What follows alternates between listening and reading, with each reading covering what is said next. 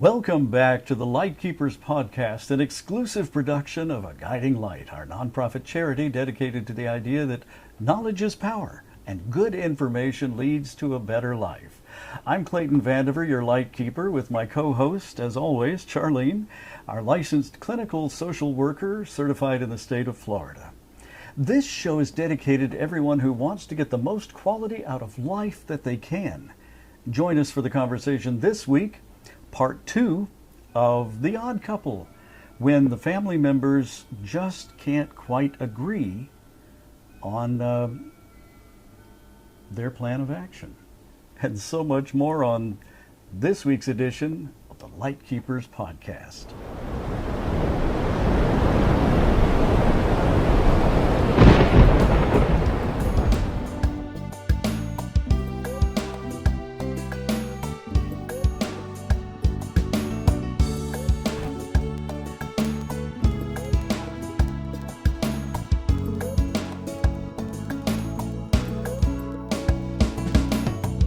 Please leave your questions or comments below and join our conversation. Questions are answered during our next show online each Wednesday evening at 7 p.m. Eastern.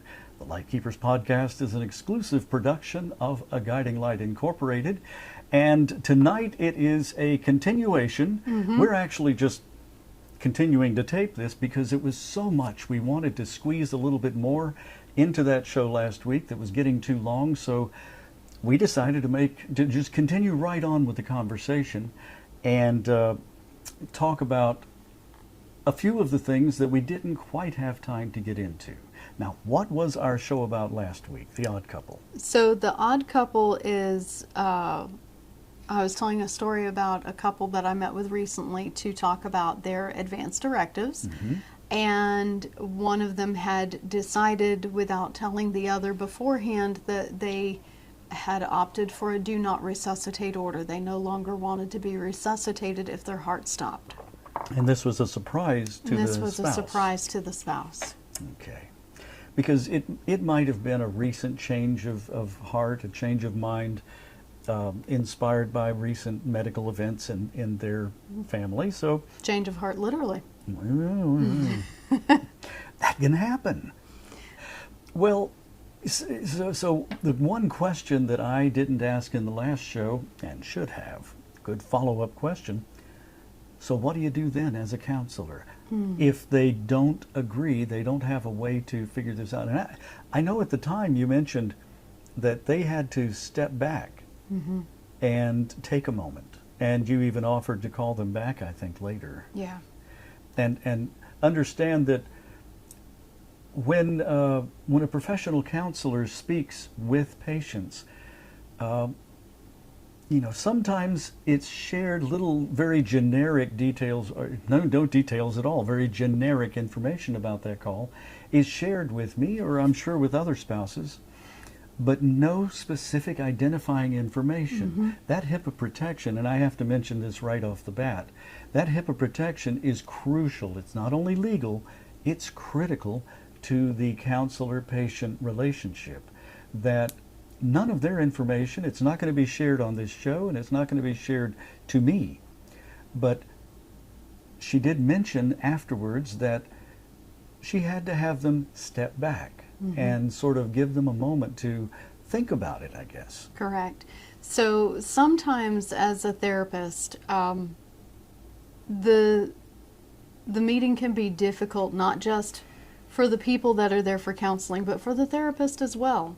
Nobody enjoys confrontation, but in the therapeutic process, there is a time and a place where confrontation can be beneficial. Well, sometimes it's just bound to happen. That is very true. And yes, sometimes I use those experiences for the benefit of others by sharing a little bit about that without ever sharing enough information that the person could be identified. Right. I mean, I don't know who these people are. I don't know their names. I don't even know what part of the country they're in, or even if they're in this country. I don't know what scope and scale And I'm not going to tell you. her counseling carries. I know it's broad.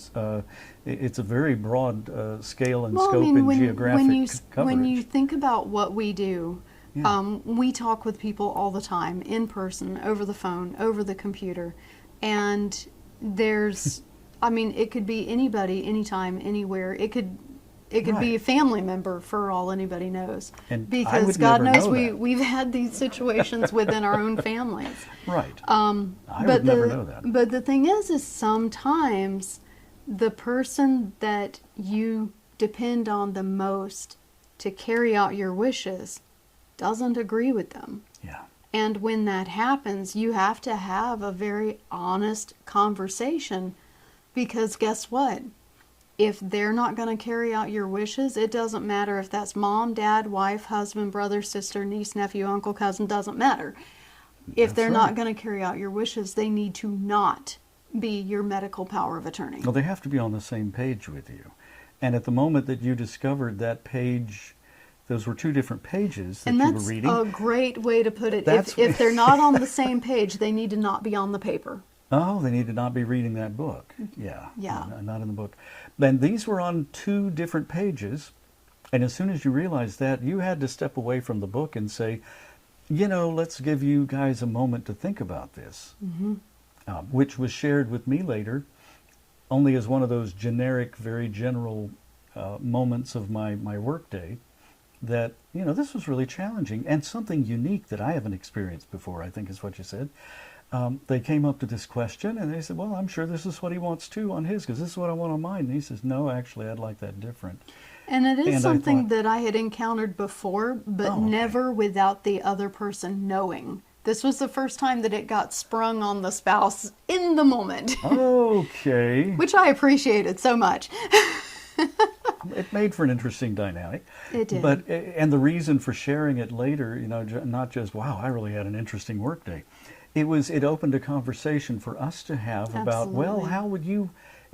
when do you think that might change? When do you think you might have a change of heart? And would you tell me?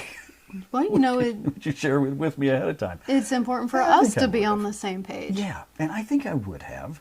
I believe my answer at the time was, you mean that's even an option? Of course I want resuscitate. I want every minute I can possibly have. Which prompted the next question you asked me. Circumstances. What if? Oh And yeah, couldn't- it was what if, what if your quality of life sucked at that point? Right. And quality of Well, life how is... bad was my quality of life? I would have to have that. I'm a person who And has to have the that's terms the key, defined. and that's the key thing, because quality of life is so subjective. Your quality of Right. life, come to find out based on that conversation, your quality of life is very different from my quality of life. Yeah. We have very different definitions of what we find acceptable. Well, one person might be willing to let go while the other person, because they don't want to be a burden on their family and their children. Another person might want to say, no, I'm kind of greedy with life. I want as much as I can get, even if I'm bedridden, even if somebody has to feed me. I don't know. And then halfway through that process, you can still, because we're all dynamic individuals, you can still have a change of heart and say, this feeding me thing, it really is awful, and I can see the stress and the strain and the burden it's putting on my family. Is it too late to change my mind about that? And it's never too late. As long as you're capable of making that decision, then you can always change your wishes. But the thing is, you have to have that talk with the person that you have chosen as your medical decision maker, and you have to be confident that they're going to follow through with what you have decided. Because let me tell you something else that I have seen. When I was working in the hospital, I have seen multiple occasions where we had advance directives in writing, Yeah. and we had families that didn't agree with them. And let me tell you something, if you have a doctor who is more concerned about getting sued than they are about honoring your wishes, guess what's going to happen? Yep. Oh my. There is a dynamic there that is very important to consider. And those wishes are law. The advance directives, even the simple That is five a wishes. legally binding the 5 wishes document is legally binding in 46 states. And I'm sure the other 4 states have Documents in place of their own that carry the same legal It is binding. a legally binding document. However, just like any other document, and I'm going to pull out some wonderful examples here. Just like any other legally binding document, it is open to interpretation. And you would think it would be ironclad because it's so specific. Folks, our Constitution's pretty specific too, but it's interpreted 20 million different ways every day. This is true, and while all of these are generally upheld as we all kind of know what they mean, everyone has their own desire of what they'd like it to mean. And that's what it comes down to, the Yeah. nuances. The nuances. The nuances. So if you have person A who says they do not want life support if they have no quality of life, and that person needs life support, and you have person B who is making their decisions, and person B says, well, I would be okay if I was bedbound with a feeding tube and needed a ventilator 24/7 because to me the most important thing is being alive. I don't care in what condition. Therefore, Wow. to me, that's a decent quality of life, so keep them alive. Not bothering to think that person A, their definition of quality of life might not have been, or might have been, if I can't take care of myself, I don't want to be here. Yeah. Those are, wow, that's a heavy conversation and a hard thing to decide, even for yourself.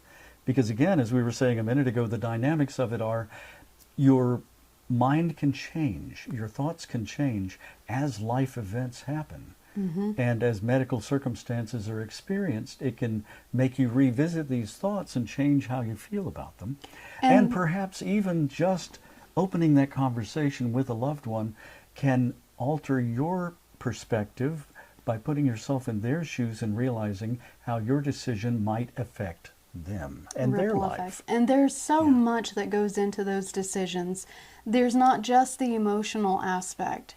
There's also the, there's the dynamics of treatment that's involved.